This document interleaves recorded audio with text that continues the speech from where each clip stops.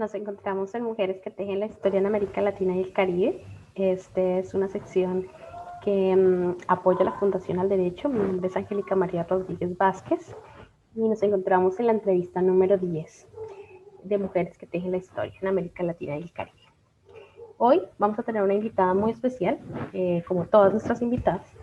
Ella es Marcela Pastor, odontóloga, presidenta de la Fundación de Defensa Social FUDESO, jefa de la oficina de PAMI de Los Hornos y secretaria general de la agrupación política Más Peronismo. Se encuentra en este momento en La Plata, Argentina. Así que un abrazo, un saludo muy especial para ella. Marcela, ¿cómo estás tú? Cuenta. Hola, ¿qué tal? Buenas tardes. Bien, bien, sí. La Plata, Argentina, acá es la tarde, son las 6:30 de la tarde, sé que te escuchan y te ven de todo el mundo. Así que muchas gracias por esta oportunidad de conversar usando estas herramientas que también para mí, digamos, son nuevas, aunque son viejas, pero nos hemos tenido que adaptar sí o sí a estas plataformas de comunicación para poder seguir trabajando, seguir comunicándonos hasta con los familiares. Así que bueno, acá estamos también practicando. Así es.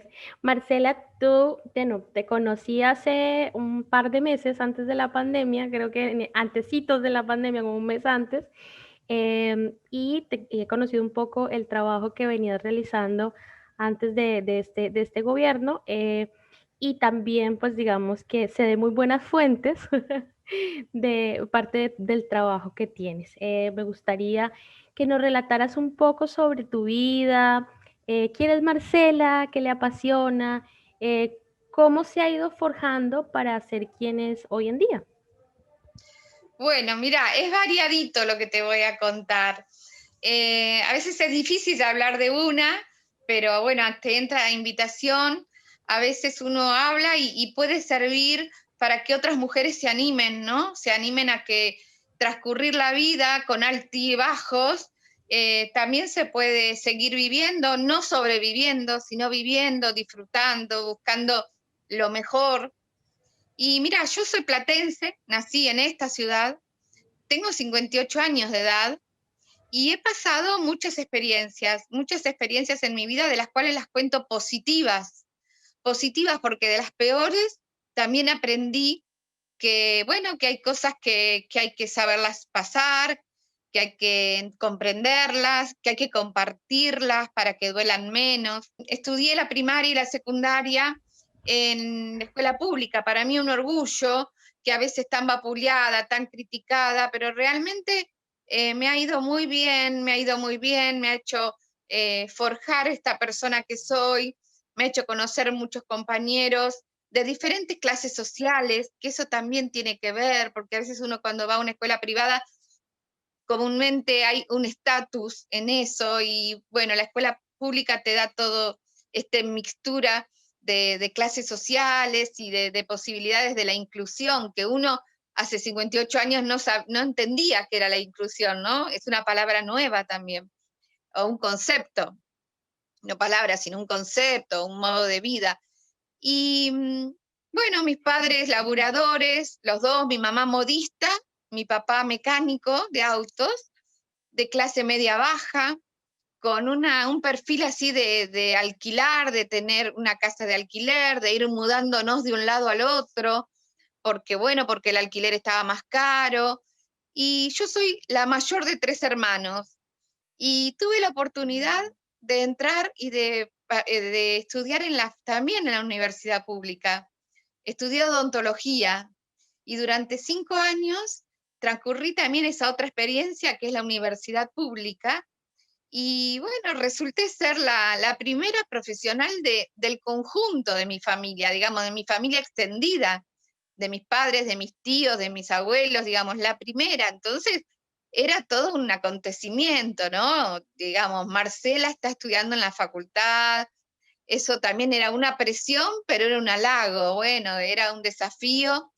Estudié odontología, que es una carrera un poquito cara, porque los instrumentos que tenés que ir consiguiendo son bastante costosos, pero la verdad que me fue muy bien, lo hice muy bien y terminé en el año donde políticamente, económicamente, nuestro país no estaba bien. En qué año terminaste? Terminé la facultad en el 89 y estaba el auge de los odontólogos en Europa, sobre todo en España, también por la cuestión de la facilidad del idioma. Y tenía una abuela, digo tenía porque falleció, que nacida en España, y ella siempre hablaba de querer volver a su tierra, y yo la acompañaba en ese sueño, ¿no? Entonces, en el momento que yo pensaba volver en recibirme, decía, bueno, cuando yo me reciba vamos a ir a España a hacer mi experiencia y vamos a ir juntas, abuela. Y juntábamos así, pesito por pesito, dólar, en eso también era, porque había que ahorrar en dólar.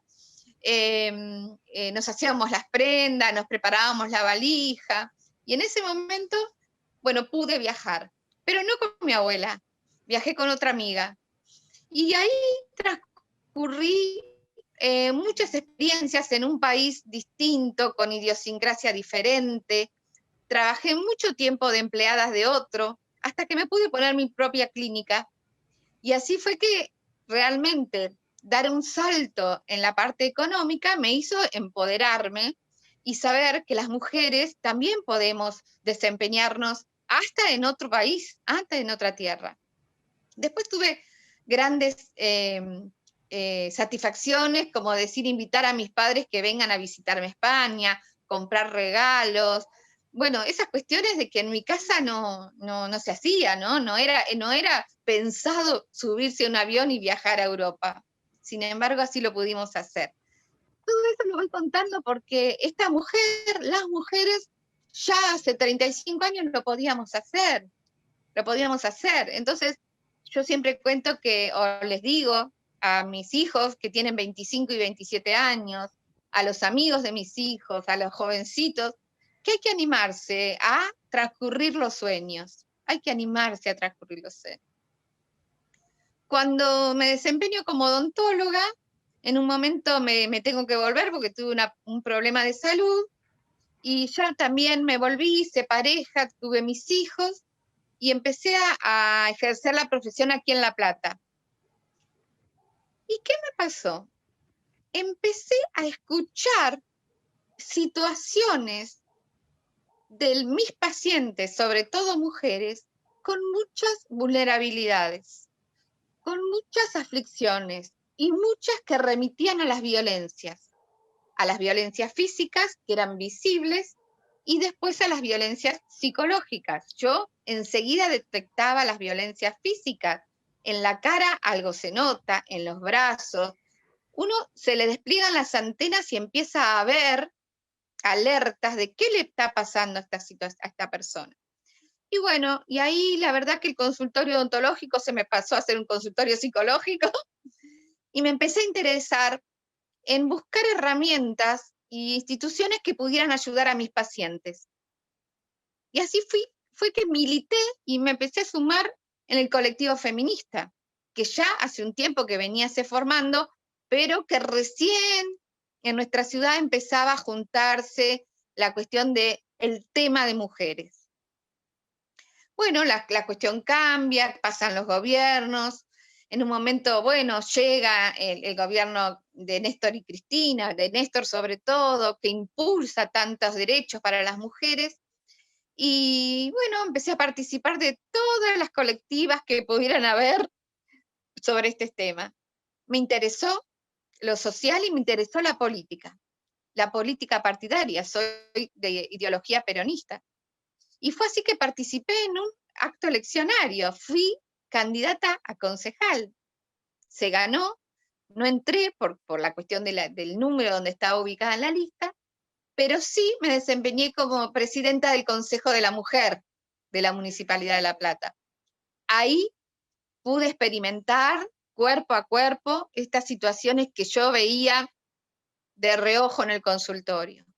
Empezar a desplegar creativamente cómo poder ayudar a estas personas, más lo que el Estado debía garantizar.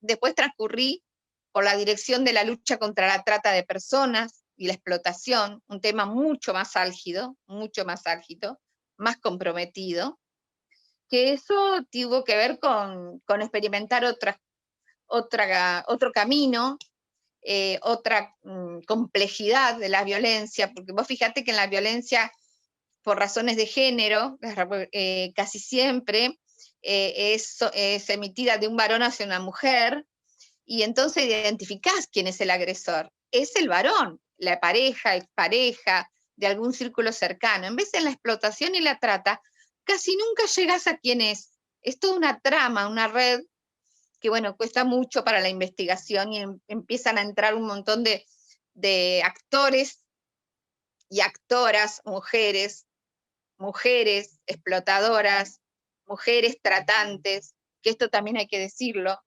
mujeres que condenan a otras mujeres, mujeres que subordinan a otras mujeres, y bueno, y varones.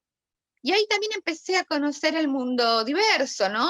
Los travestis, hay mucho de esto, de si la prostitución, si es un trabajo, si es una elección, si es una elección de... Entonces, bueno, uno empieza a interiorizarse y a estudiar estos matices, estos matices.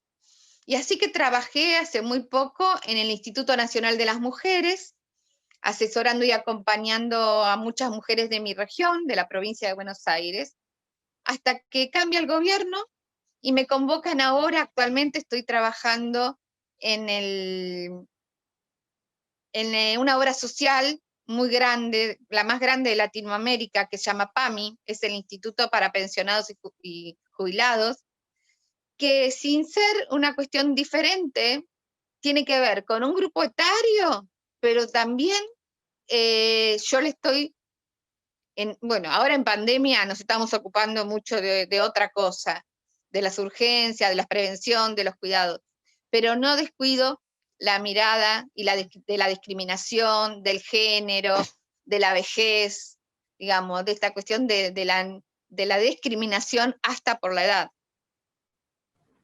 Sí, ese sería un tema, digamos, que me gustaría que ahondáramos un poco más, eh, y es poder entender, por ejemplo, esa diferencia de las violencias de acuerdo al tiempo, al ciclo de vida, ¿cierto? De entender cuál es la diferencia que es de la violencia contra las niñas, la diferencia de la violencia contra las mujeres y en específico la violencia que se gesta a las mujeres adultas mayores, ¿sí? Es como que uno piensa que las violencias están ahí todas y ya, pero cómo de forma diferenciada también, por razón de la edad, también se van dando otras variables dentro de ese mundo que hemos denominado las violencias contra las mujeres. Sí, las violencias contra las mujeres, muchos que estarán escuchando esto sabrán bueno, la variedad de violencias que sabemos y recitamos por la que nombran la ley, y cuántas otras vamos conociendo o distinguiendo, ¿no? La psicológica, la económica, la, la, la ambiental, la física, la sexual, bueno, cantidad de violencias. Pero en esto que vos decías de la cuestión de que también se observa según la diferencia etaria, a las jovencitas, a los jovencitos, alertamos más la cuestión del control, ¿no? De la subestimación, del control.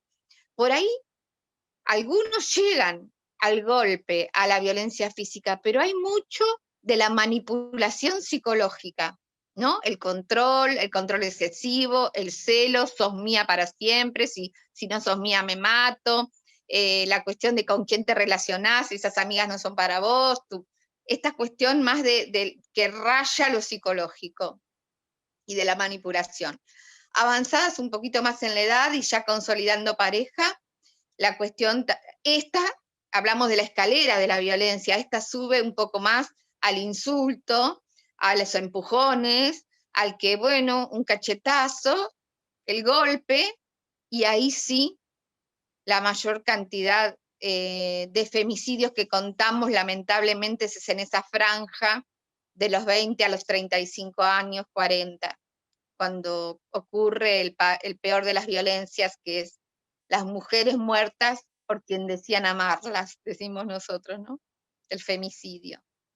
Luego, las mujeres de más de 40 que cuentan y relatan aguantar todas esas violencias y las han naturalizado tanto, aguantar ese desprecio, ese destrato, el empujón, la ignorancia, es decir, ignorarlas, el acoso sexual, la imposición de tener relaciones sin protección, o tener todos los hijos que el hombre desea, o las veces que queda, bueno, ahí eso para las mujeres un poco más grandes. Y luego estas que estoy ahora conociendo, y también, y los discapacidades, ¿no? Los discapacitados, pero estas que estoy conociendo, que ahí cambia, ya no es una relación de la pareja, sino son violentadas o por sus hijos, o por sus cuidadores, o por lo institucional. Como que el viejo es desestimado, ¿no? Ay, no entiende, no sabe, y hay mucha violencia de eso, así que hay que como levantar las antenitas y percibir qué tipo de violencia está recibiendo cada persona, y bueno, ayudar a mitigarla, y sobre todo a poder aliviar estas cuestiones. Bueno, Marcela, entonces tú eres una de las mujeres que teje la historia en América Latina. ¿Cuál es tu mirada frente a la región? ¿Cuál es tu mirada precisamente en esta temática que tocabas? Eh, los índices y las tasas de feminicidios en Latinoamérica nos muestra un desborde total desde empezando arriba, México, al lado, Brasil, acá la Argentina, bueno, Colombia, Perú, o sea, Chile, no, ninguno se salva. Por eso te digo, ¿Cuál es visto tu lo... mirada? Sí, exacto. ¿Cuál es tu mirada frente a cómo podemos realmente como sociedad latinoamericana avanzar en estas temáticas en las que venimos luchando y trabajando bastante tiempito? No lo suficiente, pero sí bastante tiempo. Bueno, lo venimos trabajando hace mucho tiempo, lo vienen trabajando nuestras antecesoras, que era más difícil, lo han hecho aún en épocas de represión, lo han hecho en países donde las dictaduras y las mentes totalmente obtusas y machistas son peores todavía que las nuestras argentinas. Y gente y sociedades donde todavía es muy difícil de construir esto. Creo, así como para resumir, y porque tengo poco tiempo, discúlpame, me tengo que ir a otra reunión, trabajar en la deconstrucción de varones y de mujeres, porque el patriarcado, el machismo también está embebido en nosotras, también está embebido en nosotras. Trabajar esto con varones y mujeres, la deconstrucción. Y hay una palabra muy simple, para ejercitar, que sea una acción, el buen trato, la concordia, el respeto. Nosotros insistimos con una campaña que se llama Silla Violeta, desde la fundación que presido, que es invitar a las juventudes a que tengan dentro de su mobiliario una silla color violeta con esta frase, el buen trato, por el buen trato. Vos fíjate que todo es acción y reacción, entonces si yo a vos te digo buenas tardes, ¿cómo te va? No me vas a salir con un grito. Buenas tardes, ¿cómo te va? Si yo te estoy tratando y pidiendo algo bien, me vas a responder bien. Ahora, esta cuestión que se enseña desde chiquitos y que se da el ejemplo también en las familias, porque a veces uno le pide a otro lo que uno no hace, ¿no? Le pide a otro lo que uno no hace, cómo hay que revisarse y estar en esto del respeto, del límite, de tener, bueno, empatía y no tolerancia, sino empatía y comprensión qué le está pasando a la otra persona, y más vale silencio y retrospección a tener que largar palabras que después es muy difícil volver a recogerlas. No tengo alitas en la espalda, no estoy hablando desde un lugar de santa, pero porque a todos se nos salta la chaveta, decimos acá, pero sí, por lo menos revisar cómo nos estamos tratando. Por un mundo mejor, por un mundo libre de violencias, creo que es posible, y en nuestra América grande va a tener que ser así, porque si no, bueno, el caos que es mundial, pero esto de la pandemia nos ha enseñado muchísimo. Fíjate que estar en nuestros hogares con nuestros vínculos más queridos, que es nuestro esposo, nuestra esposa, nuestros hijos, también ha sido un aprendizaje de la convivencia, que en la vorágine de que estaban en la escuela o están en los trabajos, la pasábamos. Y resulta que ahora teníamos que convivir las 24 horas. Ha sido un aprendizaje de volver a estar a ver cómo nos respetábamos. Bueno, pues esperamos que este 25 de noviembre, en el marco del Día Internacional para la Eliminación de todas las formas de violencia contra las mujeres, podamos seguir avanzando y disminuyendo un poco esta gran pandemia que es la violencia de género, basada en relaciones de género, que efectivamente afectan en un porcentaje más alto a las mujeres que a los hombres. Muchas gracias por conversar. Bueno, Marcela, muchísimas gracias a ti por ser una de las mujeres que teje la historia en América Latina. Un abrazo gigante y espero volver a verte pronto en algún momento. Cuídate mucho. Verte y abrazarnos. Listo, besitos, cuídate.